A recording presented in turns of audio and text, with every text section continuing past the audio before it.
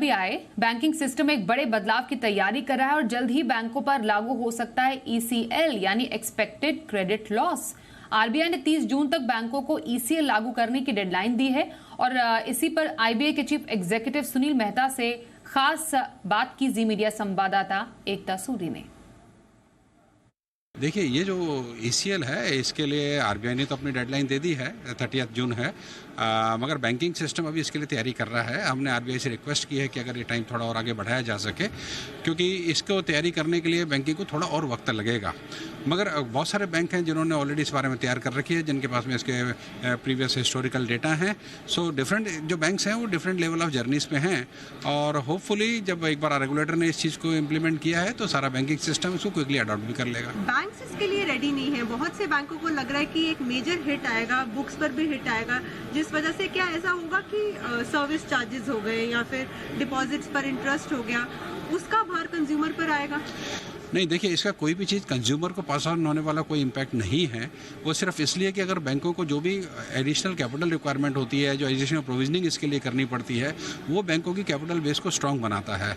और उसकी कोई भी, जैसे भी आप देखते हैं कि अगर स्ट्रेस एसेट्स भी होते हैं तो उससे कैपिटल बेस के लिए प्रोविजनिंग करनी पड़ती है, पर जब उनकी रिकवरी होती है तो अनलॉक भी हो जाते हैं। तो ईसीएल से इनिशियली थोड़ा बैंकों को एडिशनल प्रोविजनिंग की रिक्वायरमेंट आ सकती है, बट कुछ एक सेक्टर्स ऐसे हैं जहाँ पे वो प्रोविजनिंग अनलॉक भी हो जाएगी। तो जो बैलेंसिंग इफेक्ट है वो इसका मैग्नीट्यूड इतना ज़्यादा नहीं है जो कंज्यूमर को पास करने की कोई जरूरत बैंकिंग सिस्टम को पड़ेगी। तो आरबीआई ने 30 जून तक बैंकों को ईसीएल लागू करने की डेडलाइन दी है। अब बैंकों पर क्या असर होगा? हमारे साथ एकता सूरी हैं जिनकी बातचीत आपने सुनी अभी आईबीआई के चीफ एग्जीक्यूटिव सुनील मेहता से। एकता, ईसीएल का बैंकों पर असर क्या होगा, ये समझना बेहद जरूरी है। आपने ग्राउंड वर्क किया है, आपने आईबीआई के चेयरपर्सन से भी, चीफ एग्जीक्यूटिव से भी, माफ कीजिए, बातचीत की है। क्या कहा जा रहा है? जी बिल्कुल स्वाति, अभी तक बैंकिंग सिस्टम में क्या होता था कि आप ये सोचते हैं जब नुकसान हो जाता था, कोई जो लोन था वो एनपीए हो जाता था तो आप उसकी प्रोविजनिंग करते थे।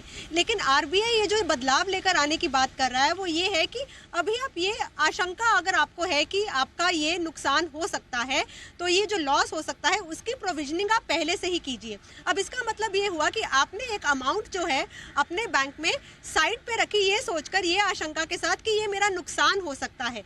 इसका मतलब ये हुआ कि अभी जो हम बहुत बुक्स में बहुत मुनाफे के नंबर्स देखते हैं उस पर असर पड़ेगा क्योंकि आपने एक अमाउंट साइड पे रख दी।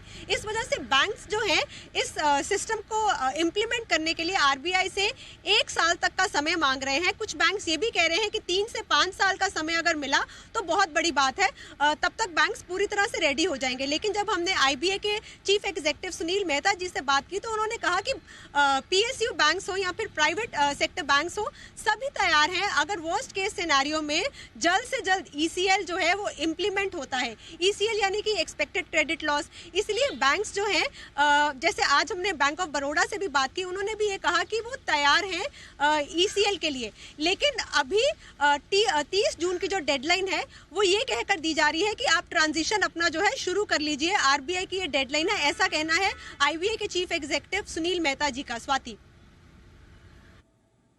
ओके, तो 30 जून तक बैंकों को इसे लागू करने की डेडलाइन दी है और जैसे एकता भी बता रही है, बैंकों की तरफ से और वक्त की यहाँ पर मांग की गई है क्योंकि उन्होंने कहा है कि पूंजी जुटाने के लिए उन्हें अभी और समय लगेगा। तो शायद 30 जून तक बैंकों को ये मौका ही ना मिले कि वो इसके लिए तैयार हो पाए। धन्यवाद करेंगे इस पूरे अपडेट के लिए आपका।